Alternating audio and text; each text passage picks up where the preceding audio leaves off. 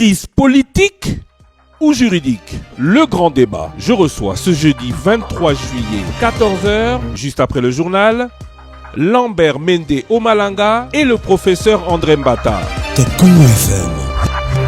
Le grand débat politique face à juridique. À suivre en direct sur la chaîne YouTube Top Congo FM. Auditeurs, chers téléspectateurs, bonjour à tous et bienvenue à ce grand débat, 4e du nom. Vous savez que depuis le 14 juillet dernier, 17e anniversaire de votre radio, nous avons lancé ces grands débats où face à face, acteurs, politiques, économiques. Aujourd'hui, on va être dans le juridique, dans le juridico-politique, mais aussi musicaux et sociaux, seront face à face pour permettre aux auditeurs de Top Congo, pour permettre à l'opinion de mieux comprendre les contours de certaines situations. Le grand débat version classique devait démarrer ce samedi. Il démarrera ce samedi avec le volet économique, les conséquences du Covid sur l'économie et la monnaie nationale. Mais on ne pouvait pas passer sous silence ce qui s'est passé en début de semaine avec le Premier ministre, Monsieur Ilunga Ilunkamba, qui déclare via son porte-parole Urbi et Orbi qu'il ne prenait pas acte des ordonnances signées par le président de la République d'organisation judiciaire, mais aussi de mise en place dans les FARDC. Alors, lui n'évoque pas directement le juridique, il parle plutôt de politique, le Premier ministre demandant à rencontrer le chef de l'État, le président Félix Tshisekedi.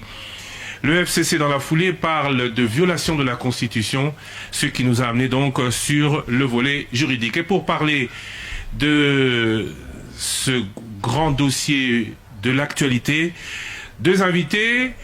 Le premier est député, le deuxième est député. Le deuxième est de l'UDPS, le premier est du FCC.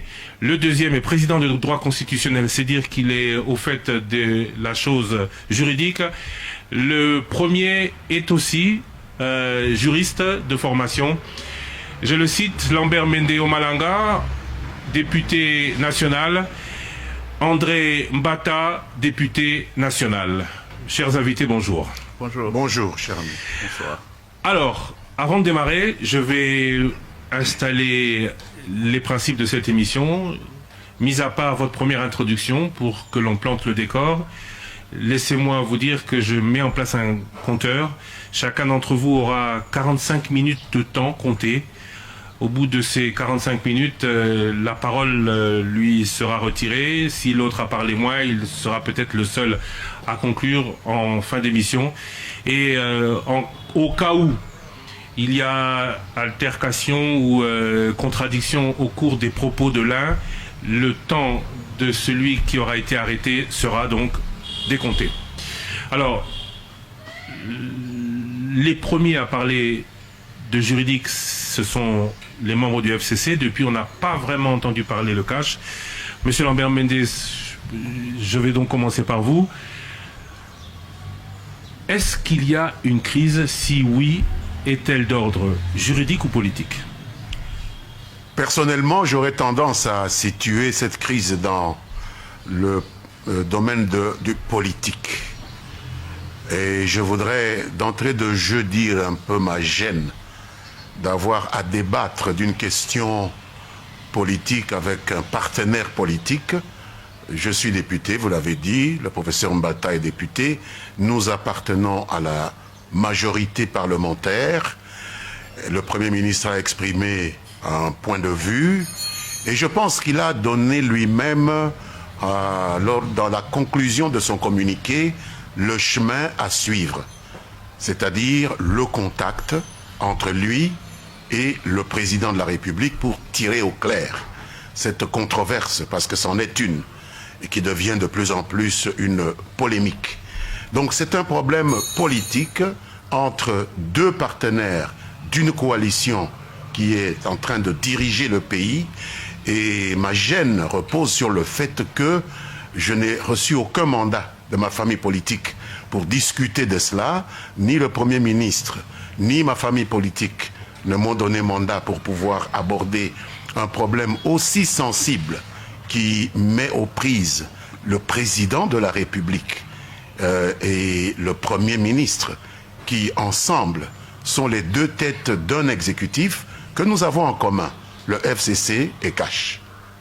D'entrée de jeu, c'est ce que je veux dire. Mais nous essaierons d'expliquer autant que possible les tenants et les aboutissants de cette situation préoccupante. Monsieur André Mbata, crise politique ou juridique? Je crois que d'entrée de jeu, je suis content de me retrouver avec mon aîné, qui est mon aîné, mais l'honorable Mende, que je connais depuis bien longtemps, mais qui n'est pas seulement que politique, parce que même s'il n'est pas professeur d'université, même s'il n'est pas constitutionnaliste, il a fait des études de droit.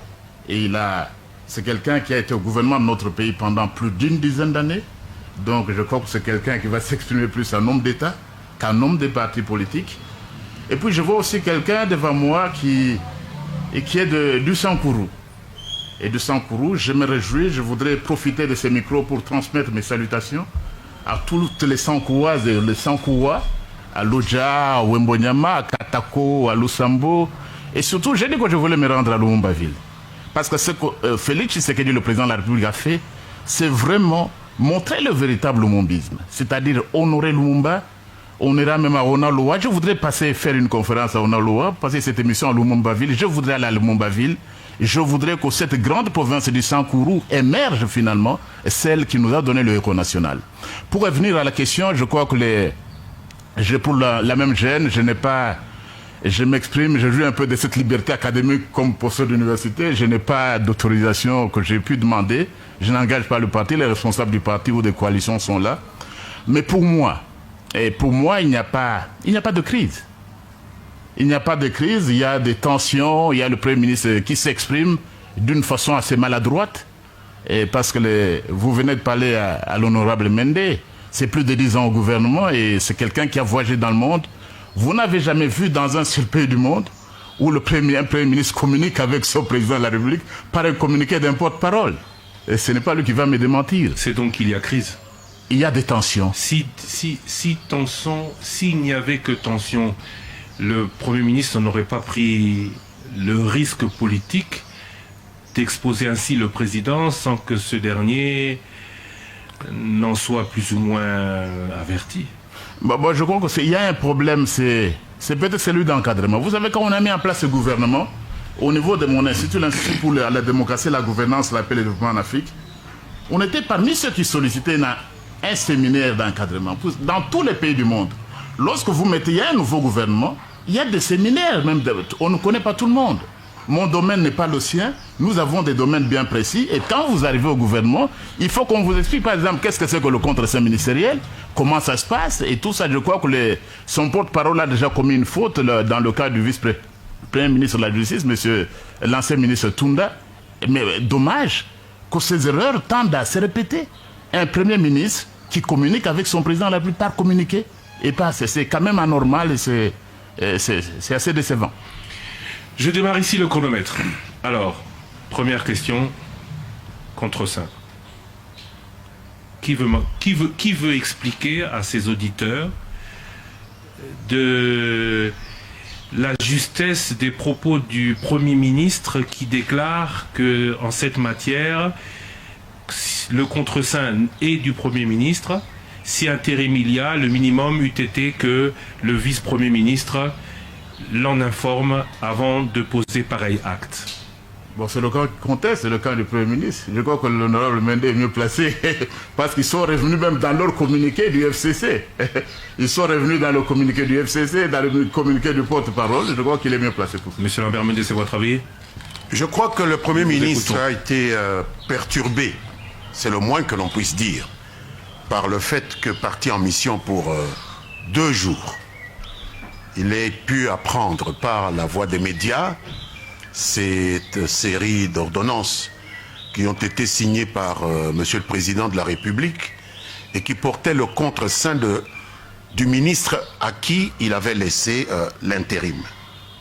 Vous savez, je pense que dans le communiqué du Premier ministre, il a donné sa conception du contre-saint.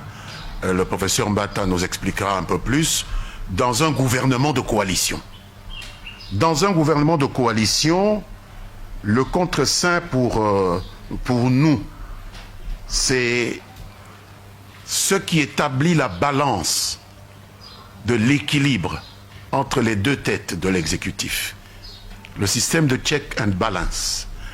Il est tout à fait normal que le Premier ministre se sente un peu gêné, pour le moins, que parti pour 2 jours, ayant laissé expressis verbis un intérim au ministre précédent, c'est-à-dire le vice-premier ministre, ministre de l'Intérieur, avec une indication précise de ce qu'il convenait de faire lorsque des dossiers se retrouvaient en sa possession, il ait pu apprendre par les médias que des décisions avaient été contresignées par l'intérimaire sans l'en avoir informé.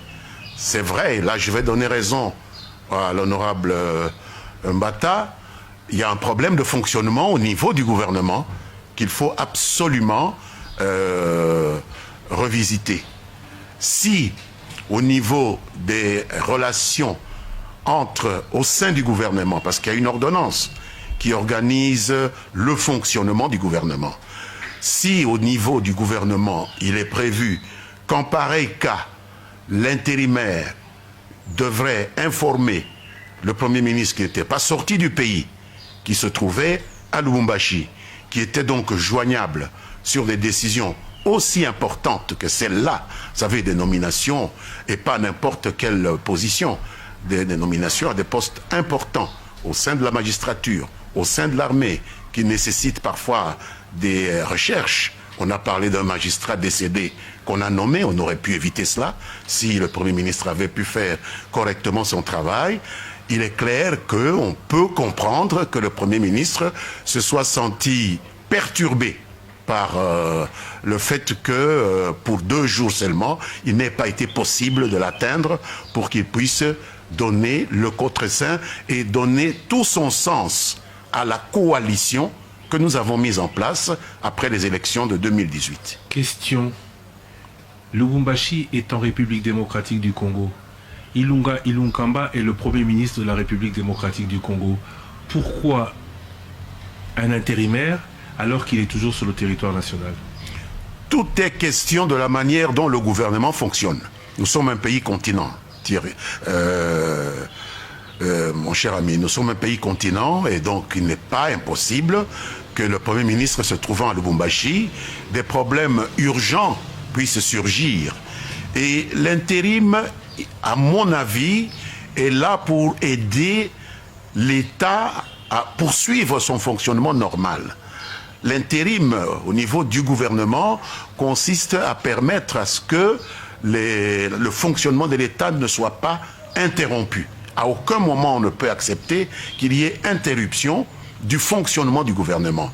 Et il faut dire qu'il est arrivé que même à l'intérieur du pays, des personnes qui assument des responsabilités soient coupées du quartier général ou du siège de l'institution qu'elles sont appelées à diriger.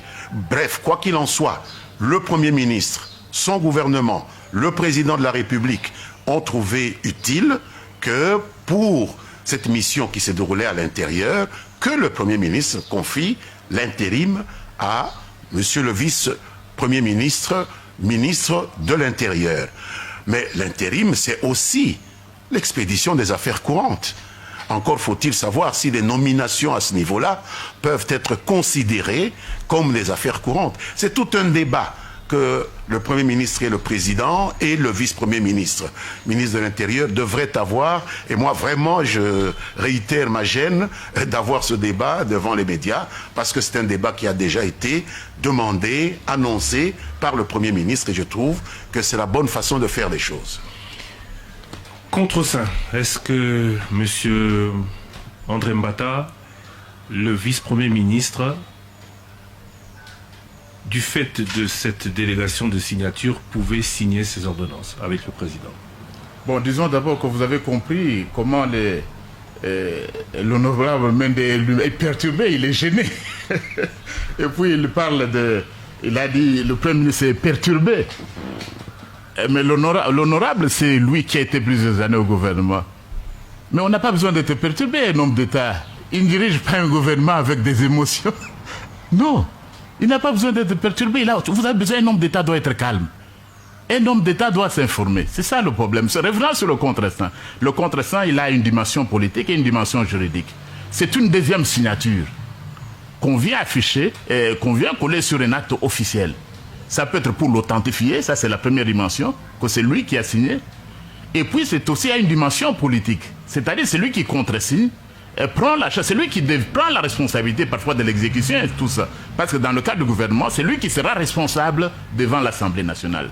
Donc le contre-saint ministre a une double dimension qui est juridique et politique. Mais précisons tout de suite, le contre-saint dans notre pays en droit constitutionnel congolais n'existe pas seulement pour les ordonnances présidentielles. Même les décrets du Premier ministre sont aussi contresignés par des ministres. Parce que ces débats tendent à faire croire que les gens, certaines personnes pensent que le contre-saint, c'est... Non. Le Premier ministre, ses propres décrets peuvent être contresignés par ses ministres. Alors là, j'arrive à ce que l'honorable Mende disait, ce n'est pas l'équilibre de pouvoir entre les deux coalitions. Parce que le contre-saint existe même des ministres qui contresignent les actes de leur Premier ministre. Ce que je dois aussi dire, c'est ceci. Le contre-saint ministériel du Premier ministre, vous le voyez déjà à l'article 90 de la Constitution. Alors, ce contre-saint, il ne change pas de valeur, de nature, qu'il s'agisse d'un gouvernement de coalition ou pas. La Constitution ne fait pas cette différence. Le contre-saint ne change pas de signature. C'est ça peut-être ce que nos amis du FCC pouvaient comprendre. Il ne change pas de nature. Ce que nos amis aussi du FCC pouvaient comprendre, ce sont nos alliés dans la coalition, bon, vous comprenez les jeunes, c'est que l'ordonnance s'appelle ordonnance présidentielle. Ce n'est pas un acte du Premier ministre. Oui, mais vous dites que le Premier ministre sera lui responsable devant l'Assemblée nationale. Peut-il être responsable d'un document signé? On ne peut pas discuter de l'ordonnance présidentielle, mais on peut signer de l'engagement d'un gouvernement dans une ordonnance présidentielle. Est-ce qu'il doit accepter d'être responsable de quelque chose pour lequel son intérimaire a signé et que son intérimaire, il le dit lui-même, n'en a pas tenu informé? Là, je vais revenir, s'il vous plaît. Je vais revenir à cette question. Donc, la nature du contre-saint ne change pas, comme je l'ai vu dans le communiqué du FCC ou du Premier ministre, qu'il s'agisse du gouvernement de coalition, de la majorité et tout ça. Dans tous les cas, les deux sont prévus à l'article 78. Quand il n'y a pas de majorité, on va à la coalition. Donc la nature n'a pas changé, alors que les deux types de gouvernements sont prévus. Donc c'est ça ce que je pouvais dire à nos amis. Je précise que l'ordonnance présidentielle, c'est l'acte du président. En contre-signant, je crois que le Premier ministre, on doit lui faire comprendre qu'en contre-signant, vous ne devenez pas l'auteur de l'ordonnance présidentielle. Vous signez des décrets. L'acte, c'est l'acte du président de la République. Et aussi, le contre-saint n'était pas dans le pays, ainsi de suite. Je suis heureux de me trouver devant l'honorable Mende. Je dis c'est quelqu'un qui a beaucoup servi le pays, même si je n'ai pas toujours été d'accord avec ce qu'il dit, et c'est normal en démocratie.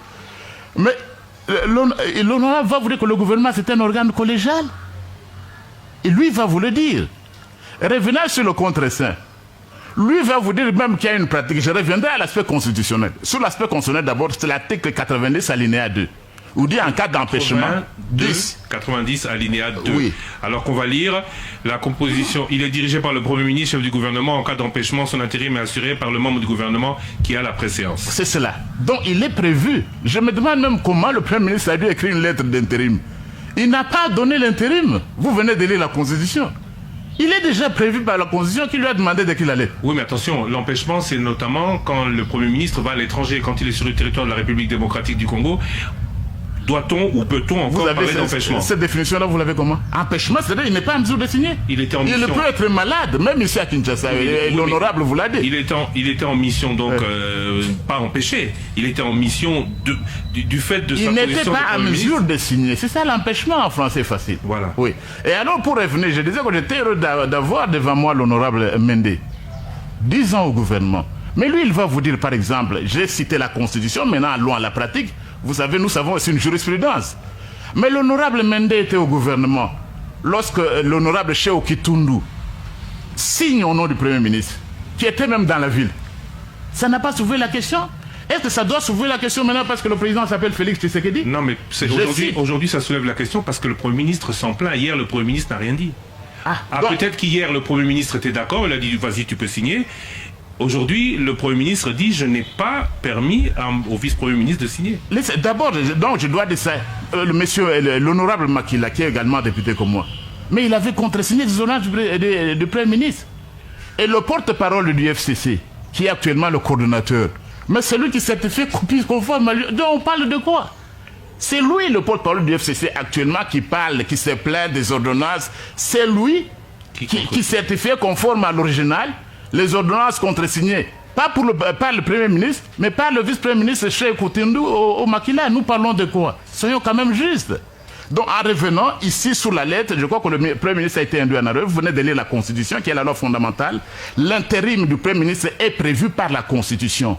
Il ne lui appartenait pas d'écrire une lettre. Est-ce qu'il y a des limites à ce pouvoir intérimaire? Bon, le pouvoir intérimaire a des limites.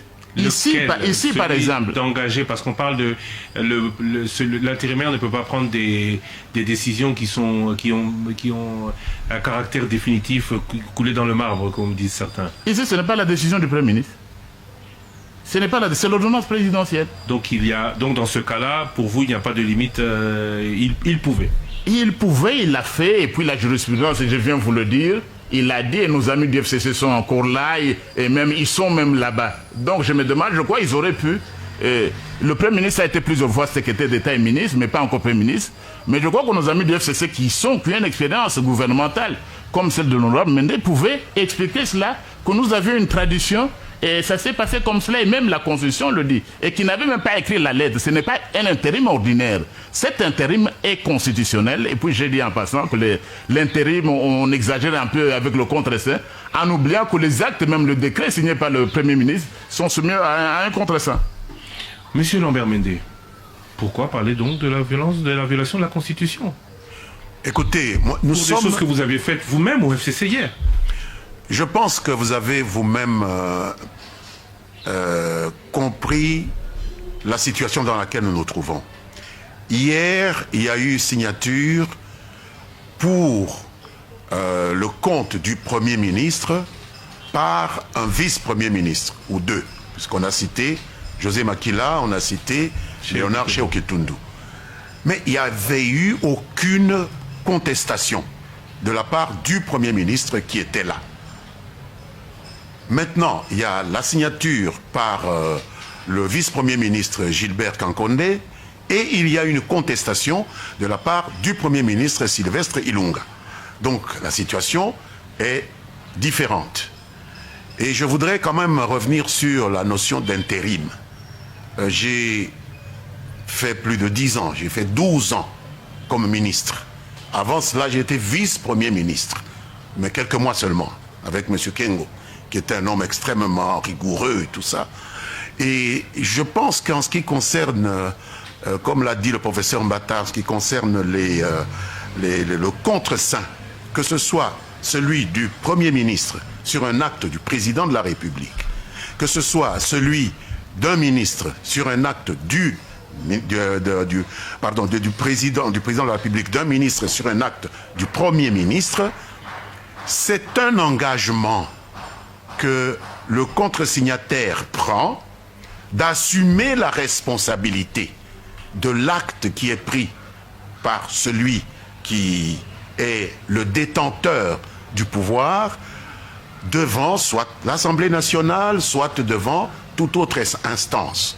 Et donc ce n'est pas quelque chose que nous pouvons considérer comme relevant de la gestion des affaires courantes, surtout s'agissant de nominations au niveau le plus élevé, notamment de la magistrature, des forces armées, des entreprises publiques. Je crois que c'est ça qui a été à la base de la plainte du Premier ministre qu'il a adressée vis-à-vis du président.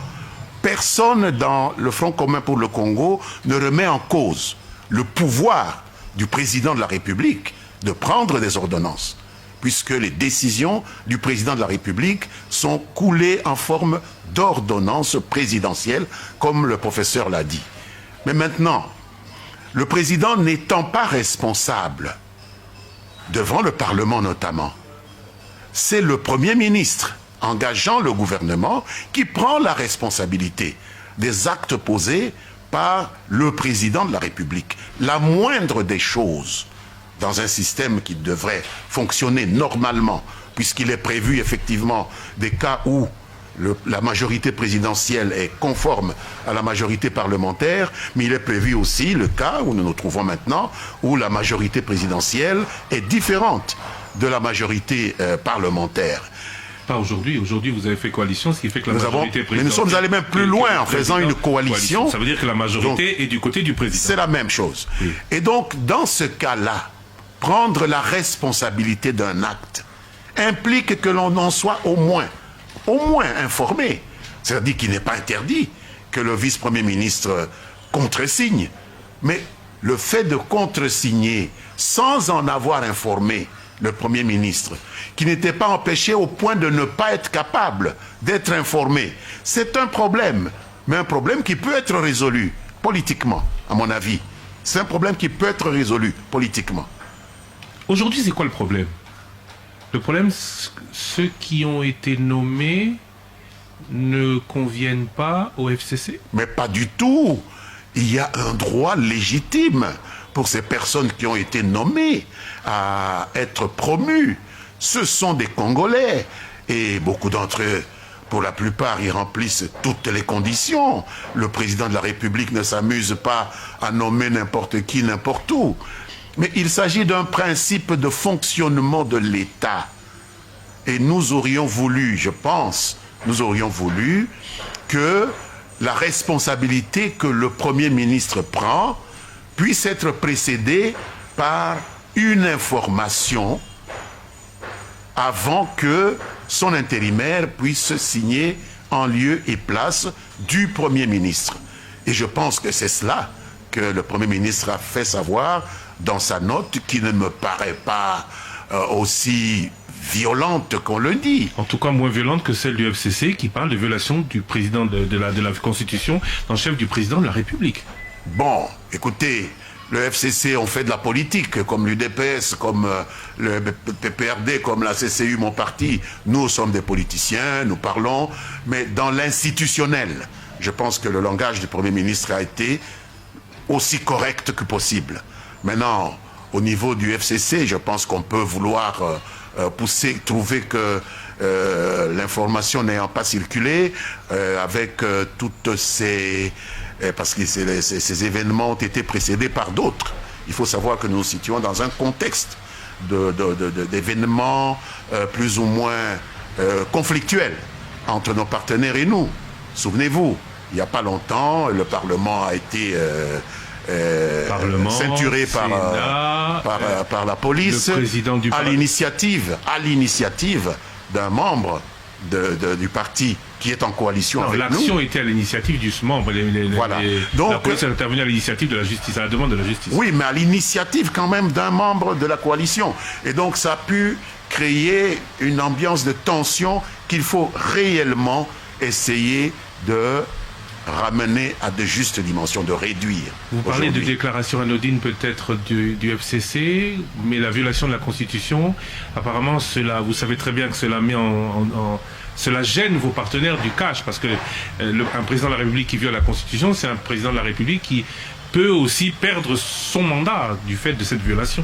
Ce n'est pas parce qu'un parti politique a dit que le président viole la Constitution que le président de la République peut perdre son mandat. Non, mais le fait de le dire, c'est peut-être aussi penser, récemment, c'est sur Top Congo aussi, le président du Sénat avait plus ou moins dit pas vraiment, mais la même chose, cela avait été aussi l'objet d'une précédente crise. Vous savez, il ne faut pas essayer de museler les gens. Et il ne faut pas transformer le président de la République en un dictateur sur lequel on ne peut plus rien dire. Le président de la République est un démocrate. Nous tous, nous sommes des démocrates. Je pense que nous sommes souvent l'objet de critiques de la part de personnes qui travaillent avec nous. Je voudrais d'abord dire que le FCC a le plus grand respect pour le président de la République. Sinon, il n'aurait pas trouvé utile de conclure cette alliance avec le parti qu'il représente. Mais cela n'empêche que l'expression politique a aussi ses droits et qu'il peut trouver à s'exprimer d'une façon ou d'une autre, sans nécessairement qu'on puisse penser tout de suite à des conséquences judiciaires ou juridiques d'une expression politique. Monsieur André Mbata. Voilà, je suis content, mais vous savez, vous avez compris comment il était gêné, l'honorable Mende. Il ne parle pas au nom du FCC. Alors quand il dit le FCC respecte le président de la République, il faut rester dans la même longueur d'onde. C'est son point de vue personnel. Vous pensez que le FCC ne respecte pas le président de la République? Je vais y arriver. Donc lui, il n'engage pas le FCC ici. Lui, il n'engage pas le FCC, mais ce qu'il dit du FCC va au-delà. En revenant sur la signature, j'ai dit ceci, l'article 90 parle de l'intérim. Je voudrais aussi dire ceci. Dans l'intérim, il y a des actes qu'on doit poser parce que lui-même, l'honorable Mende l'a évoqué. Il y a la continuité des services publics de l'État. Le Premier ministre, par exemple, l'ancien directeur général de la SNCC, il est parti de là depuis 2014. Vous croyez qu'on ne signait pas des actes à la SNCC? D'où vient le Premier ministre? Bon, mais c'est assez simple. Prenez le DIRCAB, notre DIRCAB, le directeur du cabinet du président est en prison. Vous ne voyez pas l'intérim en train de signer? Est-ce que ça pose un problème? Non. Est-ce que ça pose un problème, l'intérim? Je vous donne le cas de lui-même ou de directeur de cabinet, ainsi de suite. Non. Oui, mais quand on parle de l'intérim, je reviens dans la Constitution. Oui. En cas d'empêchement, en cas de démission, le président de la République peut être remplacé par un président intérimaire. Oui. Ce président intérimaire n'a pas les mêmes droits que le président élu. Exact, la Constitution. Il n'a pas le droit, notamment, de nommer le Premier ministre. Oui. Alors, est-ce que cet intérim, puisque vous revenez à ce dossier-là, alors que nous, on l'avait déjà, je pense, terminé, est-ce que cet intérim n'a pas ses limites? Non, mais ici, il a ses limites. Il n'a pas pris de décret du Premier ministre. Ici, il a mis une seule signature. Oui, mais que le Premier ministre lui dit... Prévenez-moi, vous ne m'avez pas prévenu. Vous dire, le Premier ministre entend à la télévision des nominations 4 heures. Ça veut dire un tout grand chambardement. C'est pas la nomination du bourgmestre de Matete. Encore que je respecte beaucoup le bourgmestre de Matete. C'est à ce point énorme que le Premier ministre dit non, j'assume pas. Mais il pouvait être à l'hôpital, comment il allait suivre? Oui, mais il n'était pas à l'hôpital. Je dois vous dire ceci. Il y a une ordonnance qui fixe l'organisation et le fonctionnement du gouvernement. Et ici, dans cette ordonnance, c'est lui qui assure l'intérim. C'est quand la personne revient, c'est prévu dans l'ordonnance, qu'il lui fait rapport de ce qu'il a fait. Donc, ce qu'il dit là, il devait au préalable, non, ce n'est pas prévu dans l'ordonnance qui fixe. L'ordonnance qui fixe l'organisation et le fonctionnement du gouvernement dit que comme le Premier ministre est revenu de Lubumbashi, le vice-premier ministre d'Alé devait le rencontrer, dit voilà ce que j'ai fait en votre absence. Et ça, c'est prévu par la loi. J'ai chamboulé toute la justice, j'ai chamboulé toute l'armée. Il n'a pas chamboulé, je vous ai dit que l'ordonnance présidentielle. J'ai contresigné le chamboulement de tout. Oui, c'est l'acte du président de la République. Parce que si vous l'attaquez, si vous estimez qu'il est inconstitutionnel, ce n'est pas un acte du Premier ministre. Ce n'est pas un décret. L'acte reste du C'est l'acte du président de la République. Oui. Vu l'urgence, quelle était l'urgence? Qu'est-ce qui a fait que ces nominations, même si elles sont prises par le président, amènent qu'on parle d'un contre-seing du vice-premier ministre, alors que le président aurait pu attendre que le Premier ministre revienne pour qu'il signe ou qu'il contresigne lui-même ces documents. Christian, écoutez, d'après l'article 69 de la Constitution, le président de la République est le chef de l'État. Il représente la nation. Il est le garant de l'indépendance du pays, de l'intégrité du territoire. Il est le commandant suprême des forces armées de la police, des services de sécurité. Mais il n'y a pas mieux que lui pour apprécier la nécessité et l'urgence. Il n'y a pas d'autres personnes dans le pays mieux placées aujourd'hui que Félix Tshisekedi pour dire qu'il y a urgence. Évidemment, il y a eu d'autres cas. Il y a le président de la Cour de cassation, le premier président qui est décédé, c'est le patron à ce niveau-là, au niveau du Conseil supérieur de la magistrature. Donc c'est lui, il a tous ces rapports qui viennent de partout, de la magistrature, qui lui disent qu'il y a nécessité et urgence. Parce que très souvent, on apprend cette question des gens qui disent « Mais qui êtes-vous? Le président de la République comme chef de l'État est la première personne dans un pays pour apprécier la nécessité et l'urgence. » Il y a aussi, je devais dire un mot sur ce que l'honorable a dit tout à l'heure, que dans une coalition, l'intérim permet de faire un peu le checks and balances entre le pouvoir du président et ceux du Premier ministre. Lui, l'ancien ministre le sait, le gouvernement c'est un organe collégial. Et même dans l'ordonnance qui fait sur l'organisation et fonctionnement du gouvernement, on vous dit que le Premier ministre, il associe les vice-premiers ministres à la coordination de l'action gouvernementale. C'est un organe collégial. Et puis, il ne faut pas mettre sur le même pied d'égalité le Premier ministre et le Président de la République. Le Président de la République, et lui, l'honorable le sait, c'est une institution et la première institution du pays. Le Premier ministre n'est pas une institution. Pour commettre ses pouvoirs, non, on pouvait tout au moins parler du gouvernement, qui est une institution. Le Premier ministre n'est pas une institution. Et puis, un mot encore là-dessus, c'est que je crois que nos amis et alliés dans la coalition, on doit essayer d'aider le Premier ministre. Pour comprendre un peu ces choses. Ce qui est marrant, évidemment, l'honorable ne s'est pas exprimé au nom du FCC. Le FCC revient dans son communiqué, il parle des violations récurrentes et manifestes de la Constitution qui entraînent à des sanctions graves dans le communiqué du FCC. Mais écoutez, même celui qui signe, est-ce que le FCC peut donner des leçons de droit constitutionnel? Pourquoi il ne pourrait pas? Non. Pourquoi? Parce que tout ce temps, la plupart du temps, il y a eu beaucoup de violations de la Constitution, mais c'est une bonne chose. Mieux vaut tard que jamais. J'ai apprécié la marche d'aujourd'hui. Que pour la première fois, le FCC, là on nous avait dit que c'est entre la révision constitutionnelle et l'inanition de la nation, le FCC marche pour la Constitution, ça me réjouit.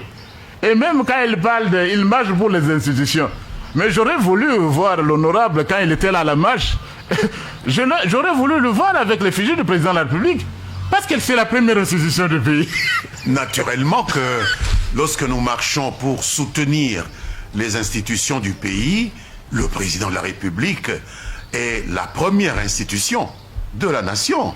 Et nous avons dit que la deuxième raison de notre marche d'aujourd'hui était la promotion et la défense de l'unité nationale et de la cohésion qui sont menacées par des pressions qui viennent souvent de l'extérieur, de gens qui convoitent nos richesses et qui poussent certains d'entre nous à ouvrir des systèmes de conflictualité entre les différentes composantes de la nation. Et j'ai même dit à la presse qui m'a interrogé pendant la marche que nous considérions la coalition FCC-Cash comme la première pierre de la fondation de l'unité de la nation et que nous marchions pour défendre cette coalition parce qu'elle fonde l'unité de la nation. Le président de la République est impliqué dans ce que nous sommes allés soutenir aujourd'hui. Vous aviez l'effigie du président Tshisekedi aujourd'hui pour la marche? Moi, je n'ai même pas vu l'effigie. Bon, il y avait peut-être des gens avec l'effigie du président Kabila, mais moi j'avais le drapeau de mon parti. Est-ce que ce qui se passe aujourd'hui, M. Lambert Mende, n'est pas à mettre en parallèle avec les ordonnances non exécutées SNCC-GECAMIN?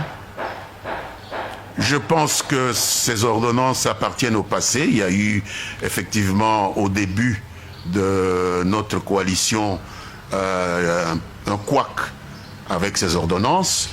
Mais je pense que les deux responsables de la coalition, à commencer par le président de la République et son prédécesseur, ont pu trouver une solution. C'est pourquoi j'estime qu'il est toujours préférable que les choses puissent se traiter à ce niveau-là, parce que c'est beaucoup plus empreint de sérénité, beaucoup plus empreint je dirais, peut-être de sagesse. Hein? Ça dit qu'on est moins passionné, on a plus un regard d'homme d'État à leur niveau. Est-ce que c'est pas la même raison? Est-ce que la crise de la déclaration du Premier ministre aujourd'hui n'est exactement pas la même raison que la non-application pendant longtemps, maintenant c'est résolu, vous l'avez dit, de l'application des ordonnances SNCC-GECAMIN? La situation avec les ordonnances SNCC-GECAMIN est un peu différente. Nous avions là un gouvernement qui n'était pas de plein exercice. C'était l'ensemble du gouvernement qui expédiait les affaires courantes. Et donc, le président de la République posant une ordonnance, lui, était de plein exercice. Pourquoi ne pas appliquer une ordonnance qu'il avait... Pourquoi ne pas vouloir appliquer une ordonnance qu'il avait dûment signer? Mais écoutez, moi je ne peux pas vous dire exactement quelle a été la position de ce gouvernement qui est sorti, qui n'existe plus aujourd'hui, mais il nous avait semblé effectivement que tant qu'on était encore en négociation pour mettre en place la coalition qui est aujourd'hui à la tête du pays et qui gouverne effectivement et qui est à même de donner au texte du président de la République l'endossement nécessaire en termes de responsabilité devant la représentation nationale, c'était assez précipité de prendre ce type d'ordonnance et je pense que les deux responsables de notre coalition ont réfléchi dans ce sens-là et maintenu quand même la décision qui a été prise par le président de la République. Et aujourd'hui, je pense que ces personnalités qui avaient été nommées à ce moment-là sont entrées en fonction, bien qu'avec beaucoup de retard. Donc à l'époque, le bon vouloir, ces applications n'étaient freinées que par le bon vouloir du FCC qui estimait que ce n'était pas encore le temps de respecter une ordonnance prise par le président. Mais il n'y avait pas de gouvernement, lisez la Constitution. Mais l'ordonnance était présidentielle, n'était pas gouvernementale. Oui, mais une ordonnance présidentielle dans l'ordonnancement juridique congolais n'a de valeur que pour autant qu'elle est endossée par le gouvernement. Bruno Tshibala l'avait signé. Mais un gouvernement qui était un gouvernement qui expédiait les affaires courantes. Toute la question est de savoir est-ce que les nominations à ce niveau, à un certain niveau, peuvent être définies comme des affaires courantes. Là est le problème. Donc il faut que nous puissions nous mettre d'accord là-dessus. Peut-être que nous avons des lectures plus ou moins différentes. Donc à l'époque, il ne s'agissait que de problèmes d'affaires courantes. Aujourd'hui, je vais vous lire un extrait du communiqué du Premier ministre, de la déclaration du Premier ministre ou de son porte-parole. S'agissant d'un gouvernement de coalition, le contre-sein du Premier ministre constitue au-delà de sa nature juridique le gage des équilibres. Je m'arrête là. Gage des équilibres des pouvoirs entre le président de la République et l'Assemblée nationale. Est-ce que la majorité FCC, qui, vous le dites, même si vous dites ne pas pouvoir parler au nom du FCC, ne se trouve pas gênée des nominations opérées, a été impliquée dans le choix de ceux qui ont été nommés? Christian, laissez-moi vous dire que pour nous, ceux qui ont été nommés ont le droit d'être nommés. Ça, c'est la première chose. Deuxième chose, le président a le droit de prendre des ordonnances.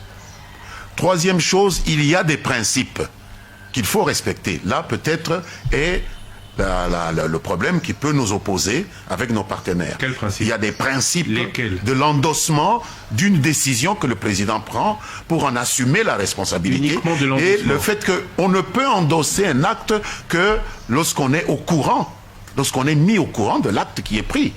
On ne peut pas endosser un acte que l'on ne connaît pas. Donc vous n'étiez pas au courant que acte allait être pris? Ce que nous avons appris, c'est que le Premier ministre a été informé, comme le Congolais lambda, de cette série de nominations. Alors que le Conseil supérieur de la magistrature, 12 procès-verbaux avaient été saisis par qui? Alors que le Conseil supérieur de défense s'était réuni. Dans lequel le Premier ministre est membre. Il n'était pas là le jour de la réunion. Mais s'il dit, je sais pas, il n'était pas là le jour de la réunion. Non, je pose la question. C'est la question qu'il faut qu'ils discutent entre eux. Ni vous ni moi ne pouvons répondre à cette question. Pour savoir si le Premier ministre était absent quand le Conseil supérieur de la défense s'est réuni. Mais le Premier ministre dit qu'il n'était pas au courant. Et donc ça, c'est un problème. Tout dépend de ce que vous mettez dans ce que le Premier ministre dit. C'est pourquoi il a demandé un entretien au président de la République. Monsieur André Mbata, vous êtes aussi professeur de droit constitutionnel. La Constitution dit que les nominations sont faites par le président de la République sur proposition du gouvernement délibéré en Conseil des ministres. Est-ce que ça a été le cas? Est-ce que le problème, c'est pas ça? Bon, très bien. D'abord, pour revenir aux précédentes ordonnances de la nomination à la GECAMIN et à la SCMCC, j'étais la première personne à dire qu'elles étaient constitutionnelles. Mais maintenant, ils ont été exécutés. Dieu merci, je suis content que nos amis du FCC comprennent. Mais le problème, c'est qu'ils comprennent maintenant souvent en retard. C'est comme, par exemple, pour défendre l'état de droit, ça pouvait se faire avant. Ce que je pourrais dire ceci, s'agissant des ordonnances, effectivement, il faut des propositions du gouvernement. Mais moi, je ne suis pas au gouvernement pour démentir. Et vous avez vu comment l'honorable Mende lui-même est gêné. Oui, quand vous nous dites qu'il y a eu des procès-verbaux, lui-même, il est gêné. Oui, mais quand le Premier ministre dit qu'il n'est pas au courant, quand il parle d'équilibre entre le président de la République et l'Assemblée nationale... Non, vous n'avez pas bien lu le communiqué. L'équilibre, c'est entre qui? S'agissant d'un gouvernement de coalition, le contre-seing du Premier ministre constitue, au-delà de sa nature juridique, le gage des équilibres des pouvoirs entre le président de la République et le Premier ministre, qui est l'émanation de l'Assemblée nationale. C'est ce que vous n'avez pas dit. Donc, il n'y a pas d'équilibre entre le président et le Premier ministre. Je crois qu'il faut faire comprendre au Premier ministre qu'il n'est pas dans la peau du président de la République. Il dirige un organe collégial, le gouvernement. Il n'est pas dans... C'est l'équilibre, ce n'est pas entre lui, le Premier ministre, et le président de la République. Non. Je crois que ça, nos amis, nos partenaires du FCC doivent lui faire comprendre cela. Et j'estime même qu'en ces matières, je crois que le FCC ferait mieux de déléguer, de dépêcher auprès du cabinet du Premier ministre un constitutionnaliste qui puisse mieux comprendre les choses. Vous savez, il y a des constitutionnalistes autoproclamés, et on en produit tout le jour au pays. Si le FCC peut produire un très bon constitutionnaliste et l'affecter au cabinet du Premier ministre, pour lui faire comprendre ce jeu. C'est un aîné, un professeur d'économie, ce qui n'est pas mon domaine, mais je parle du domaine qui me concerne. Je crois que c'est très, très important. Donc, le gouvernement, sur proposition du gouvernement, oui. Mais qui a dit? Est-ce que les autres membres du gouvernement, qui doivent se plaindre? Les membres du gouvernement. Le Premier ministre est le chef du gouvernement. Quand il s'est dit là, il n'est pas le seul membre du gouvernement. Non, mais il est le chef du gouvernement. Il est le chef. S'il lui dit je ne sais pas, qui a proposé? Il ne peut pas être là. Donc, je risque d'oublier. Qui a proposé sinon, si le chef du gouvernement n'est pas au courant? Je risque d'oublier. Je risque d'oublier. Ça, moi, je ne suis pas au gouvernement. Et il ne nous a pas remis les documents. Je n'ai pas vu les PV ou dit qu'il n'était pas là. Donc, nous sommes des juristes. Je ne veux pas tabler comme ça dans le vide. Et ce qu'il faut dire ici, c'est que aussi mais il faut dire que sous le président Félix Tshisekedi, le gouvernement se réunit régulièrement avec des propositions. Et là encore, c'est pourquoi j'ai vraiment aimé d'être en face de mon aîné, l'honorable Mende. Mais pendant tout le temps, lui peut vous le dire, pendant les plus de 10 ans qu'il a été au gouvernement, le gouvernement s'est réuni combien de fois? Mais il n'y avait même pas de conseil des ministres. Souvent, il n'y en avait pas. Et le pauvre, il devait souffrir parce que parfois, il fallait dire des choses alors que le gouvernement ne s'était pas réuni. Le pauvre, ce n'était pas ça pour lui. Je parle ici donc, si vous comparez le nombre de fois, on sait qu'ils se réunissent au moins chaque vendredi. Maintenant, ils se réunissent combien de fois? Bon, je crois que nous devons être pratiques. Si vous demandez au porte-parole qui était avec le président, il va vous dire combien de fois ça s'est fait. Mais parfois, des ordonnances ont été faites au cabinet du président. Quand? Avant. Avant doit servir de modèle à vous qui voulez que ce n'est pas un modèle, c'est pourquoi pour nous, il y a des réunions du gouvernement, il y a des propositions du gouvernement. Demain, le gouvernement va se réunir. Et ce n'est pas, j'ai vu même dans la presse, que le président de la République aurait donné rendez-vous. Il a dit, bon, il va voir le Premier ministre, son Premier ministre ce sera au Conseil des ministres. Bon, ça peut se terminer là, et ainsi de suite. Donc le gouvernement se réunit régulièrement, plus que par le passé.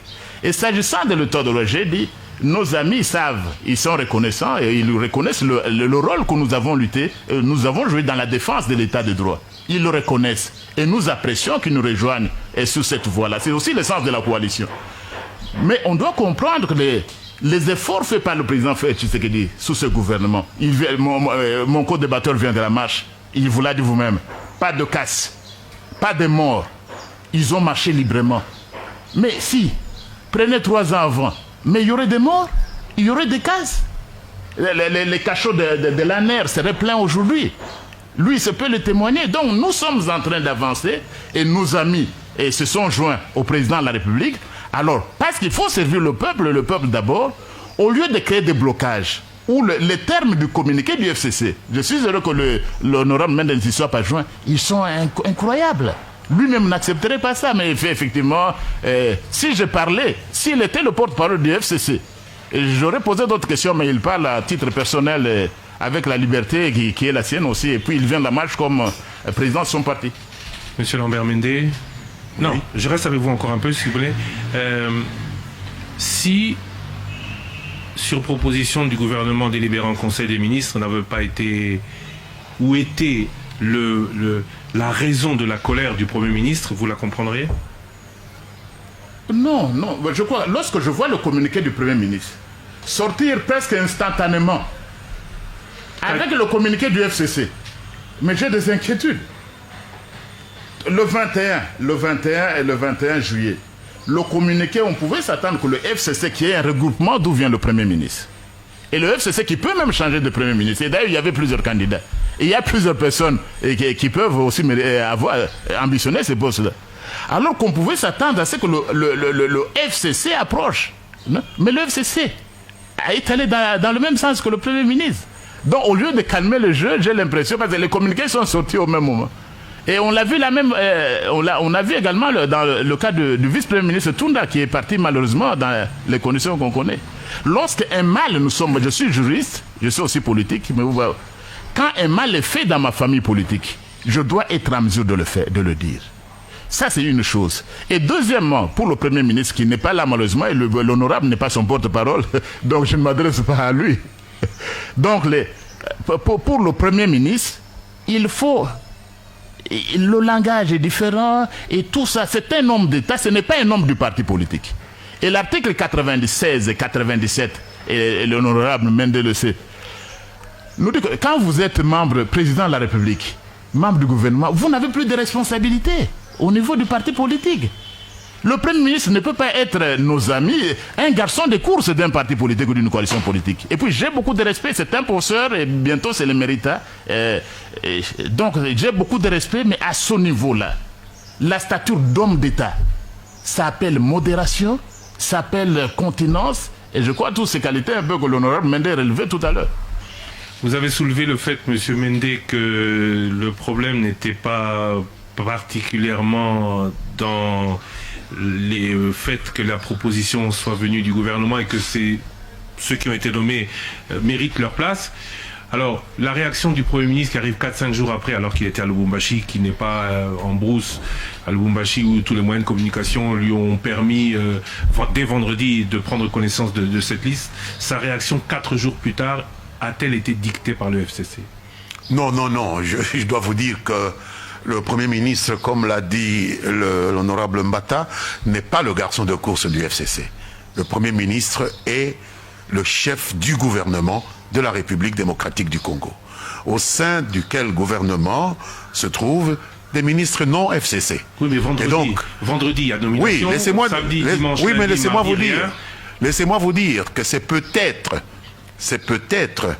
la nécessité de pouvoir gérer cette situation qui l'a perturbé avec suffisamment de modération et de pondération qui l'a conduit à prendre autant de temps avant de réagir. Et lorsque le FCC a fait son communiqué, il n'a pas été en dehors du rappel des choses qui se sont passées auparavant. En ce qui concerne la dernière affaire, le FCC s'est limité à apporter son soutien au Premier ministre et à l'encourager effectivement à en parler en toute sérénité avec le président de la République. Avant sa déclaration? Non, je pense que c'était après sa déclaration. Non, parce qu'après sa déclaration, le FCC est parti plus loin même que le Premier ministre. Bien sûr, le FCC fait de la politique, mais s'agissant de sa déclaration, et c'est ce que nous avons dit pendant la marche, que nous encouragions le Premier ministre à régler cette question avec le président de la République en toute sérénité. De quelle manière? En parlant avec lui. Oui, mais de quelle manière? Communiqué là, j'ai écrit, j'ai alerté tout le monde, alors qu'il y a de l'interinstitutionnel, alors qu'il y a, monsieur le président, je viens chez vous pour qu'on parle de quelque chose. De quelle manière aujourd'hui cela peut-il être géré, résolu, alors que toute la République est pendue à une histoire qu'elle voudrait, vous avez vu toutes les questions qui sortent aujourd'hui, qu'elle aurait pu ne pas connaître. Non, la République n'aurait pas pu ne pas connaître qu'il y a eu des nominations qui ont porté le contre-seing d'un vice-premier ministre. Oui, mais ça, c'est quelque chose que tout le monde connaissait. On aurait pu ne pas savoir que, puisque s'il y a collégialité au sein du gouvernement, la décision d'un vice-premier ministre entériné par le gouvernement, c'est aussi des décisions du Premier ministre. La République n'aurait pas su que le Premier ministre n'était pas d'accord avec ce fait-là. Mais écoutez, je pense que le Premier ministre a exprimé un mouvement effectivement d'humeur par rapport à une situation déplaisante.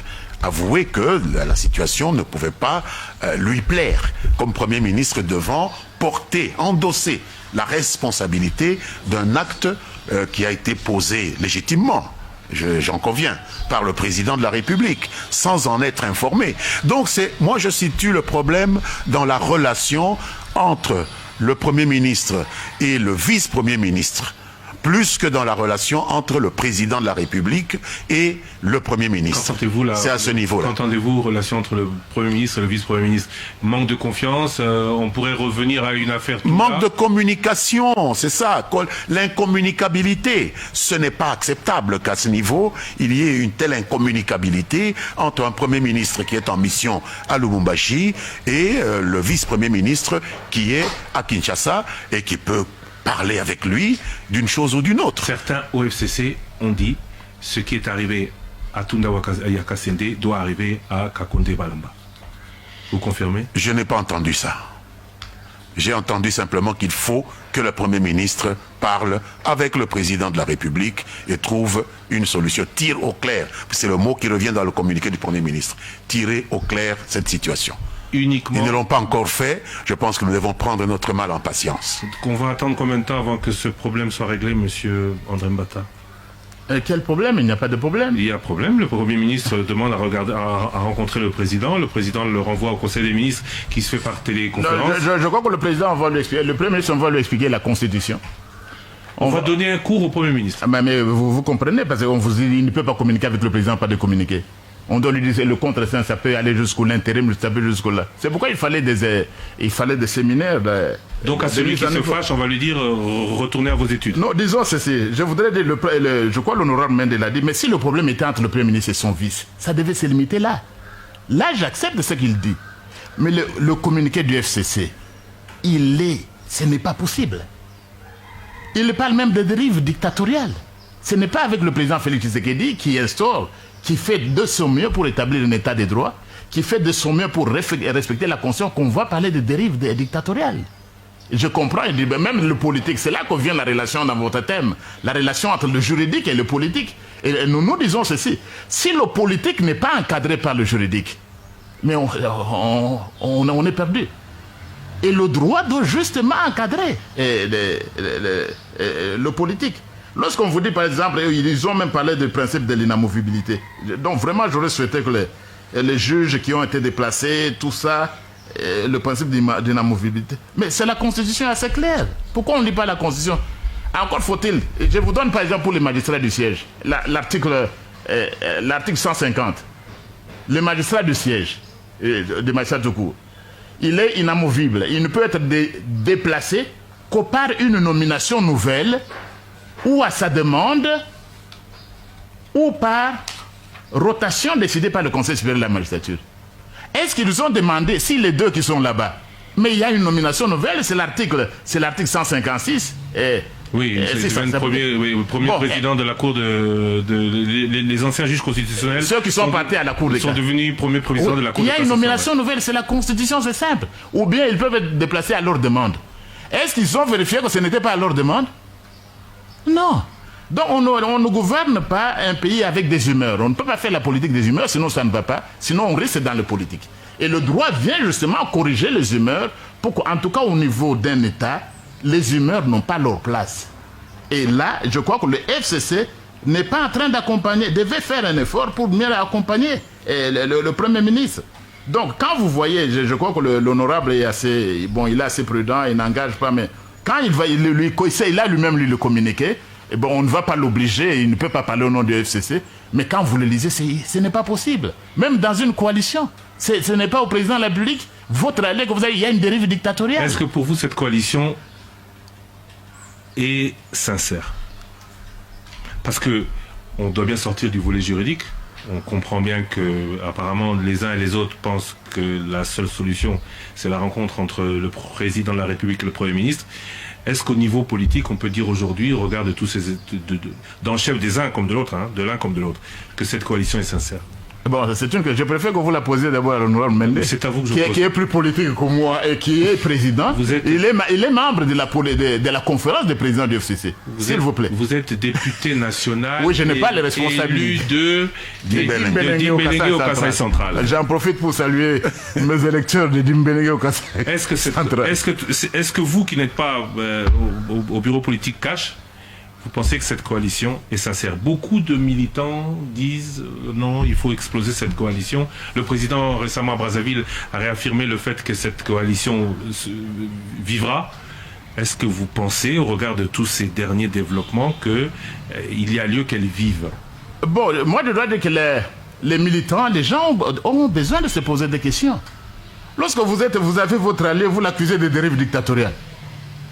Vous parlez des violations récurrentes et manifestes de la Constitution pouvant amener des conséquences graves, c'est-à-dire mise en accusation, poursuite et déchéance. Vous parlez à votre allié, et mettez-vous à leur place.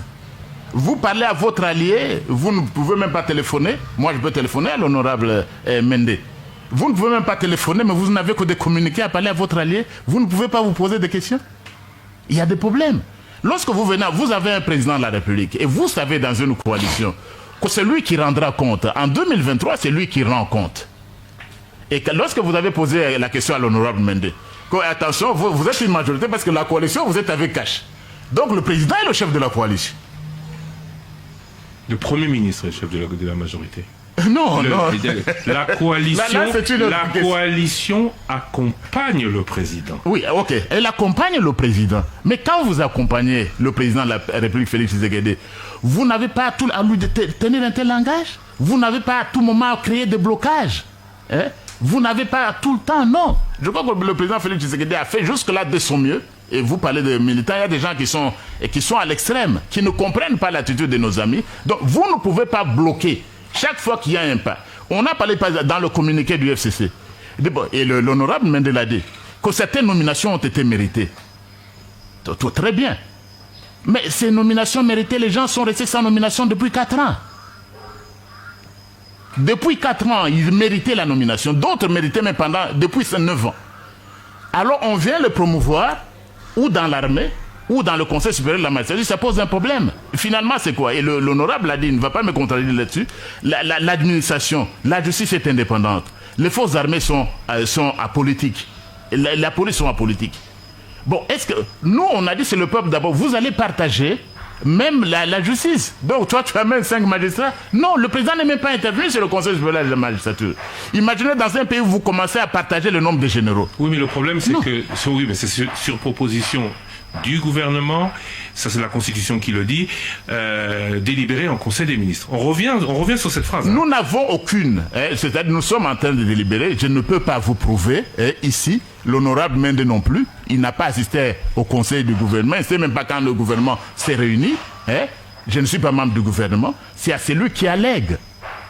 C'est celui qui allègue. Et encore faut-il, parce que vous m'interrogez comme juriste. Mais en droit, je vais vous dire quoi? Mais si vous n'êtes pas satisfait, allez devant les cours des tribunaux. C'est ça le droit. Si je me limite dans ma sphère, évidemment, lui viendra beaucoup plus politique. Si je me limite dans ma sphère de juriste, je vais vous dire, ok, il y a des violations, il y a ceci, cela. Mais nous avons la procédure en matière administrative. Comment attaquer? Vous allez là-bas. Mais ce n'est pas pour faire des déclarations ainsi de suite. C'est ça l'état de droit que nous voulions. L'état de droit. Et j'ai l'impression que l'état de droit, c'est ce qui fait le plus mal. Bon, pas l'honorable Mende, parce que je l'ai entendu et je le connais. L'état de droit fait très mal à certains de nos amis du FCC. L'état de droit fait très mal. Pourquoi continuer alors? Je parle de cette coalition, même dans votre chef, vous voyez que votre le peuple l'a voulu. Le peuple l'a voulu, c'est une majorité, une coalition, vous devez... Et en réalité aussi, les députés qui sont là, lui, l'honorable Mende, il ne représente pas son parti. Il ne représente pas le FCC. C'est un député national. Il représente la nation. Et c'est pourquoi il ne va pas non plus me contredire. La Constitution est claire. Le mandat même impératif est nul. Il est un représentant de la nation. Il décide suivant le conseil, il ne va pas décider. Il n'est pas un garçon de course du FCC ou de qui que ce soit. Moi, je ne suis pas un garçon de course de mon parti. Mais l'intérêt du peuple, et le peuple d'abord, et je dis toujours, si la coalition, et c'est là nos amis nous ont rejoints, si la coalition n'est pas là pour servir l'intérêt du peuple d'abord, il y a un problème. Nous ne sommes pas au pouvoir pour nous servir, nous ne sommes pas au pouvoir pour servir l'UDPS ou nos partis politiques, nous sommes, et Félix Tshisekedi est arrivé au pouvoir pour servir le peuple, et le peuple d'abord. Monsieur Lambert Mende, on parle vous avez prôné le dialogue entre le président et le Premier ministre. Si le Premier ministre n'obtenait pas gain de cause, devrait-il en tirer les conséquences? Je ne vois pas de possibilité que le Premier ministre n'obtienne pas gain de cause, parce que le président a déjà annoncé que demain ils se verront. Oui, donc forcément, tout le monde savait que demain ils se verraient. C'est le Conseil des ministres. Ah mais naturellement, l'essentiel c'est qu'ils puissent se voir et qu'ils puissent mettre carte sur table, évoquer ces problèmes-là et lever les malentendus si malentendus il y a, et tirer au clair des choses s'il y a des choses à tirer au clair, échanger des informations et corriger là où des corrections s'imposent. Et s'il n'obtenait pas de gain de cause, on peut penser que le Premier ministre démissionne?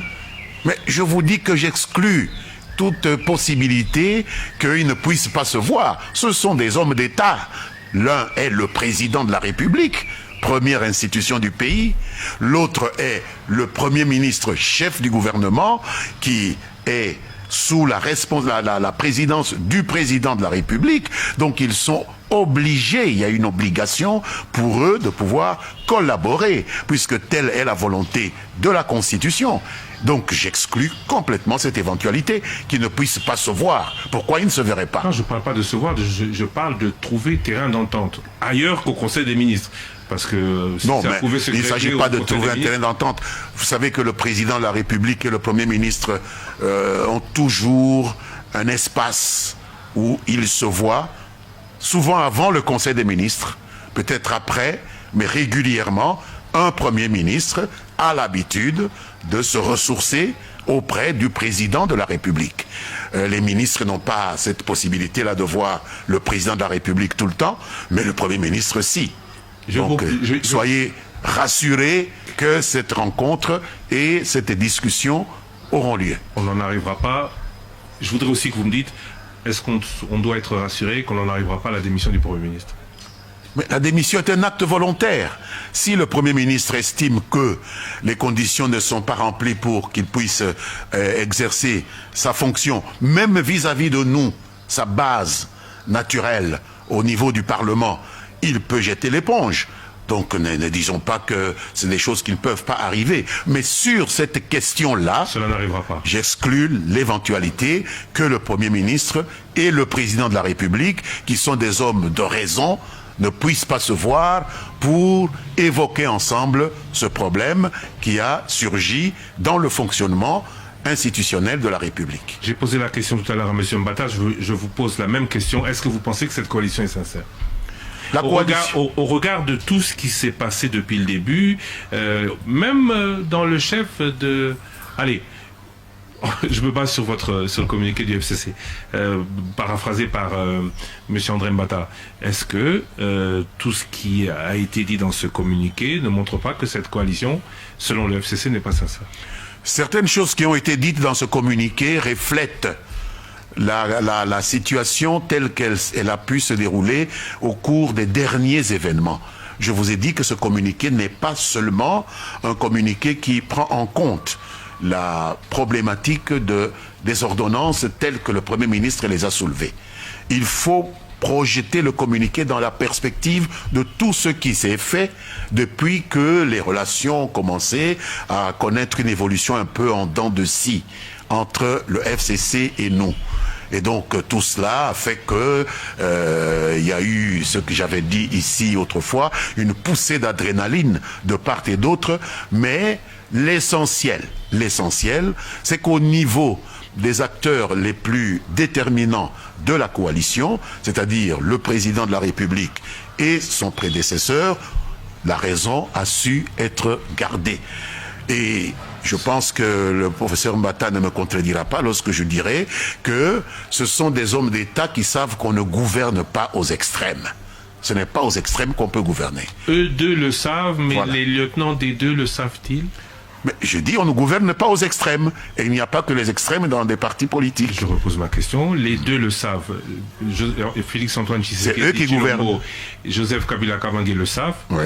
Mais est-ce que leurs lieutenants, parce qu'on voit beaucoup d'agitation dans le chef de certains lieutenants, et au cash, attention, hein, et au FCC, oui. Est-ce que la sérénité des leaders ne se traduit pas en agitation des lieutenants, agitation qui est plus perceptible parce que ces lieutenants sont dans la cité? La sérénité des leaders devrait impacter sérieusement ceux qui les suivent, parce qu'ils sont là pour guider ceux qui sont avec eux. Sinon, ils ne seraient pas des leaders. Il est normal qu'il y ait des extrêmes, il est normal qu'il y ait de l'agitation. Après tout, nous sommes en démocratie, les gens s'expriment avec les instruments d'expression qui sont les leurs, mais la vision appartient à l'un et à l'autre. Et tant qu'ils occupent cette position de leader de leur groupe et qu'ils gardent cette sérénité, qu'ils puissent savoir qu'on ne gouverne pas aux extrêmes, la coalition a de l'avenir. C'est aussi votre point de vue, M. André Mbata? Oui, je crois que les plus importants, c'est de dire qu'on ne gouverne pas non plus par les humeurs. On ne gouverne pas par les passions.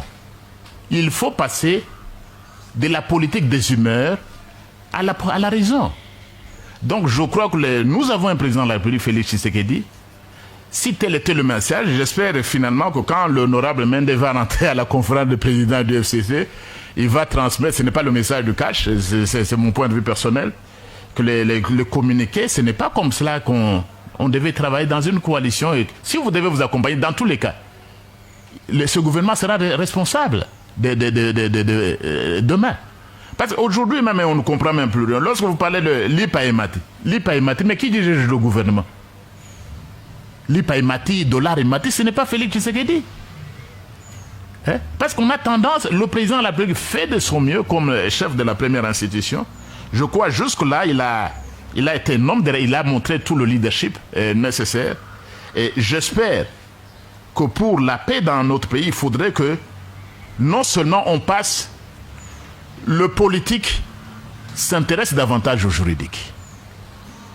Le politique, s'il n'est pas encadré, on va aller dans tous les sens. Je crois que vous avez tenu à insister dans. Et le droit, la mission du droit, et particulièrement du droit constitutionnel, c'est d'encadrer le politique. Et comme constitutionnaliste, je sais qu'il y a des amis qui sont constitutionnalistes au FCC, même s'ils ne sont pas nombreux. Mais il faut aider le Premier ministre. Parce que quand on voit le communiqué des choses, il faut aider le Premier ministre. À la question que vous posez sur le Premier ministre, qu'est-ce qu'il va, si ça ne marche pas, ce n'est pas l'honorable Mende de vous répondre. Oui, mais il est libre de démissionner. Oui, mais oui. C'est un droit de démissionner s'il veut. Ça ne dérangerait pas le cash? Pourquoi? Il vient du FCC. Est-ce qu'il faut poser la question si ça dérangerait le FCC? À ce moment-là, quelle serait la position du président?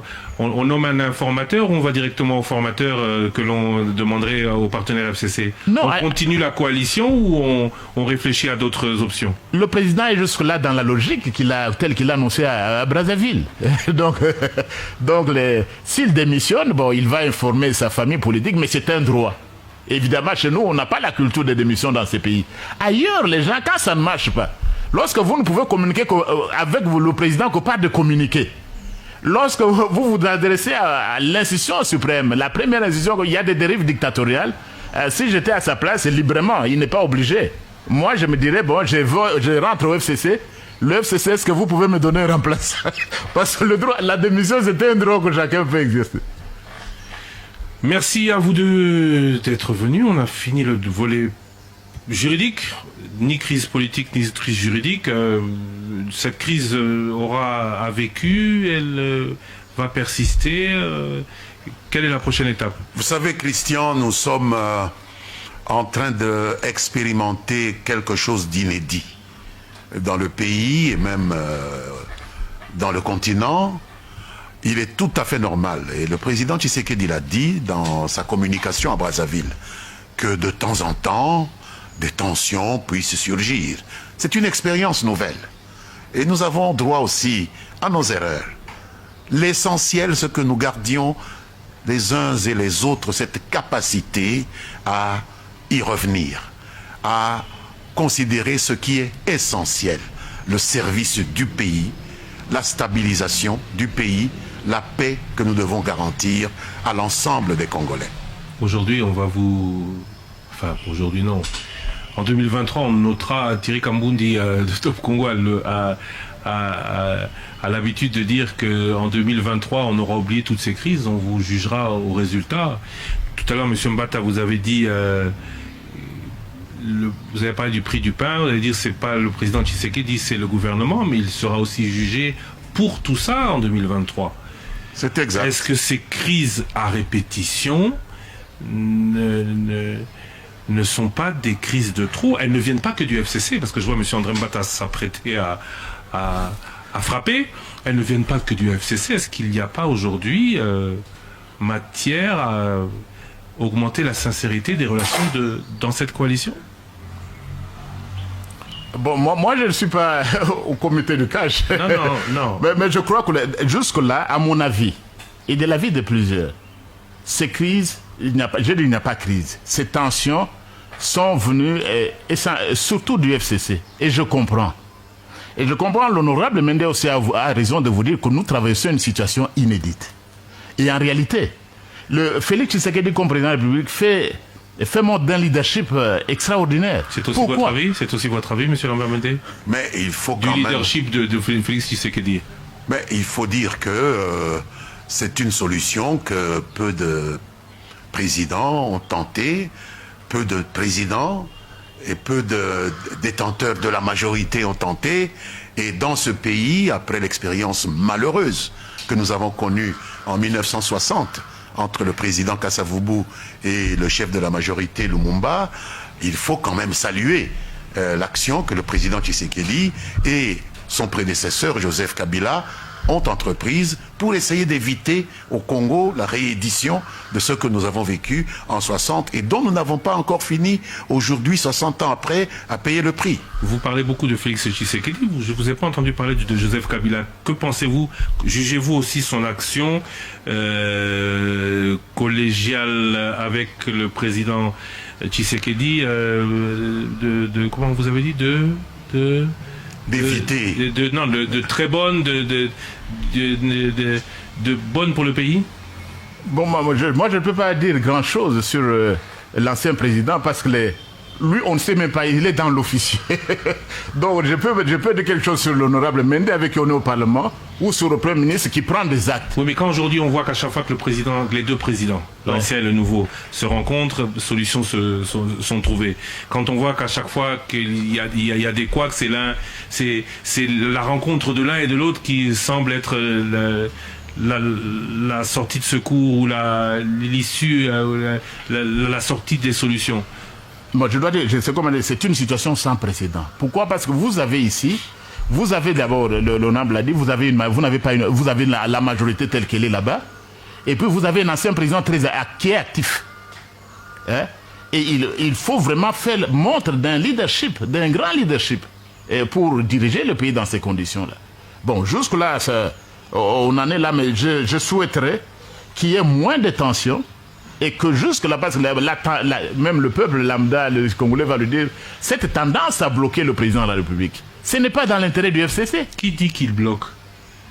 Est-ce que c'est bloquer le président de la République ou c'est le rappeler à l'ordre? Vous n'allez pas rappeler le président de la République à l'ordre lorsque, d'une façon quasi explicite, vous l'accusez de dérive dictatoriale. Ce n'est pas ça. Vous parlez de violations récurrentes et intentions programmatiques, des violations de la Constitution qui a des conséquences graves. Donc vous voulez demain le déchoir, et c'est cela. Vous allez avec votre partenaire, je vais vous dire non Christian, écoutez, je parle avec M. un dictateur. La première institution du pays, le président de tous les Congolais, c'est lui qui a été élu, le représentant de la nation. Monsieur Mendes. Non, je pense que les mots de l'honorable Mbata dépassent notre pensée. Lorsque le FCC dit cela, c'est un appel au secours au président de la République. Qu'il fasse quoi? Pour qu'il soit le président de tous et qu'il puisse recentrer parfois certains actes qui sont posés par ceux qui constituent sa base politique et qui voudraient souvent tirer vers les extrêmes. Quels actes particuliers en particulier? Mais je vous ai rappelé ce qui s'est passé autour du Parlement. Je vous ai pas rappelé les arrestations d'un député, de la Mouka d'ailleurs, qui n'était même pas du FCC. Hein, Jean-Jacques Mamba, lorsqu'il a été arrêté, c'est pas là une affaire qui concernait le FCC, mais les députés ont réagi un peu par corporatisme. Ils se sont vus dans l'image un peu du député Mamba, etc. Et donc il y a comme un malaise. Et donc parfois on peut en appeler à celui qui a la dernière décision pour dire il faut calmer un peu le jeu. Il n'y a que lui qui peut calmer le jeu, en tout cas. Parce que c'est lui, la première institution, comme nous le disons tous les deux ici. Merci à vous deux d'avoir été avec nous aujourd'hui. Vous avez tous les deux 30 minutes. On va s'arrêter ici pour cette émission, mais on ne va pas s'arrêter ainsi. Je vais m'arrêter en vous mettant dos à dos. Le FCC Cash a organisé, chacun dans son côté, une manifestation sans avoir obtenu la prise d'acte du gouverneur de la ville de Kinshasa. Si pour l'UDPS, si pour le FCC ça s'est bien terminé, pour l'UDPS, cela a été beaucoup plus compliqué. Je sais que M. André Mbata, que je vois prendre sa constitution, va me parler d'informations, mais la première question, je vais la poser au FCC. Est-ce que vous êtes satisfait de voir qu'il est possible d'organiser une manifestation sans qu'il y ait de mort? Est-ce que vous regrettez qu'hier, question posée dans le magazine Le Débat, on ne m'aurait pas pardonné de ne pas l'avoir posée. Vous ne regrettez pas qu'hier, il n'y ait pas eu plus de manifestations et moins de sang? Eh bien, je dois dire d'abord que je voudrais tempérer votre accusation parce que je ne sais pas si on a pris acte de notre demande. En tout cas, nous avons écrit au gouverneur de la ville pour lui indiquer notre intention de marcher pacifiquement, étant donné que l'état d'urgence sanitaire a été levé par le président de la République et que notre structure nous a dit que nous pouvions y aller et nous y sommes allés et je suis heureux que les choses se soient correctement passées. Et le droit de manifester ne doit pas être considéré comme quelque chose de dramatique. Il faut, en démocratie, accepter que les citoyens puissent s'exprimer. Vous ne regrettez pas le sang coulé hier, alors que c'est possible de manifester? Si le sang a coulé, il est normal que ceux qui ont fait couler le sang puissent en répondre devant la justice. Je ne suis pas de ceux qui estiment que les crimes peuvent être justifiés parce que ceux qui les ont commis sont de mon camp ou d'un camp que je soutiens. Non. Si le sang a coulé, il faut que ceux qui en sont responsables en répondent. C'est exactement ce que je dirais aujourd'hui pour le sang qui peut couler aujourd'hui. Ça n'a rien à voir avec le moment où le sang et qui a coulé hier? C'est toujours le sang de Congolais. Et qui a coulé hier? Mais s'il y a des problèmes qui se sont passés hier, je souhaiterais que ceux qui sont à la base de ces problèmes-là puissent en répondre devant la justice. C'est ce que je suis en train de vous dire. Monsieur André Mbata, l'UDPS a marché, ça ne s'est pas bien passé. L'autorité avait dit non. Là, on est très à l'aise, on est sur le plan du droit. Je sais qu'il y a information, mais l'autorité avait dit non. État d'urgence, décision du président de la République, pas de manifestation de plus de 20 personnes. Mais vous savez, vous m'avez appelé sur l'aspect juridique. Bon, vous comprenez que je vais vous amener sur l'aspect juridique. L'article 26, il faut manifester, le droit de manifestation pacifique, et il faut informer. La prise d'acte n'est pas une autorisation. Et je crois que l'honorable même était là lorsqu'on a adopté la Constitution. C'est nous qui l'avons fait. Et c'est nous qui avons mis cet article. Et nous allons, même si ça nous arrange ou pas, il a dit, je suis content de ce qu'il a dit. Le mal, même s'il vient de votre camp, ne soyez pas solidaires de mal. Désolidarisez-vous. Donc, ici, la manifestation s'est bien passée. Et effectivement, j'accepte aussi la réponse. Les responsables doivent être punis. Et aujourd'hui, je crois que nos amis du FCC, et comme ils marchaient pour les institutions, ils devaient remercier le président de la République. Parce que maintenant, avec tous les il n'y a pas que le président de la République seul. Le système que nous avons institué ensemble, il n'y a plus de casse. Vous n'allez pas trouver des personnes à la nergue. Arrêtez. Vous n'allez pas trouver des cellulaires confisqués parce qu'on vous a vu avec des photos de tel ou de tel. Ça n'existe plus. Aujourd'hui, qui est responsable de la casse? C'est une question qui revient beaucoup ici à Top Congo. Qui est responsable de la casse de la marche du l'UDPS que le président de la République, de par l'état d'urgence relayé par le gouverneur de la ville de Kinshasa, n'avait pas autorisé? Non, mais je crois d'abord l'autorisation. Quand il va amener cet aspect-là sur le plan juridique, devant les cours et tribunaux, les cours et tribunaux ne vont pas lui parler de l'autorisation, ils vont vous dire ce que j'ai dit sur le plan juridique. les cours et tribunaux sur le plan constitutionnel. Maintenant, les cases, tout ça, bon, j'espère qu'on fait des enquêtes. Je ne sais pas combien, qui sont responsables. J'espère que l'enquête se poursuit. Je ne sais pas vous dire qui est responsable. Où c'est qu'il y a eu, qui a tiré. Je ne suis pas en mesure de le faire. Et comme professeur d'université, je ne veux pas m'aventurer. On n'a pas d'humeur. On ne fait pas d'humeur ici en droit constitutionnel ni de la passion. Merci à vous, merci chers auditeurs de nous avoir suivis sur la FM, sur satellite, sur Internet, sur YouTube. Merci à vous d'avoir été nombreux. Vous êtes sur YouTube vous êtes au moins 1500 à avoir suivi cette émission en direct et à la resuivre un peu plus tard. Première édition normale de cette émission Le Grand Débat. Merci à monsieur Lambert Mende, merci à monsieur André Mbata d'avoir accepté d'en jouer l'exercice. Notre prochain rendez-vous avec cette émission parlera économie, conséquences et suites de l'épidémie Covid, avec le conseiller principal du président de la République, Marcelin Bilomba, en charge du collège économico-financier, avec le directeur général de la Banque centrale du Congo, Jean-Louis Kayembe, en charge de la politique monétaire et des opérations bancaires. Nous serons aussi avec, pour la Fédération des entreprises du Congo, le patronat, monsieur Leni Ilondo, le président de la commission industrie. Je clôture donc cette émission et je vous donne rendez-vous à samedi. L'actualité continue sur Top Congo FM 88.4. À plus tard. Merci. Crise politique ou juridique? Le grand débat. Je reçois ce jeudi 23 juillet 14h, juste après le journal, Lambert Mende Omalanga et le professeur André Mbata. Top Congo FM. Le grand débat politique face à juridique. À suivre en direct sur la chaîne YouTube Top Congo FM.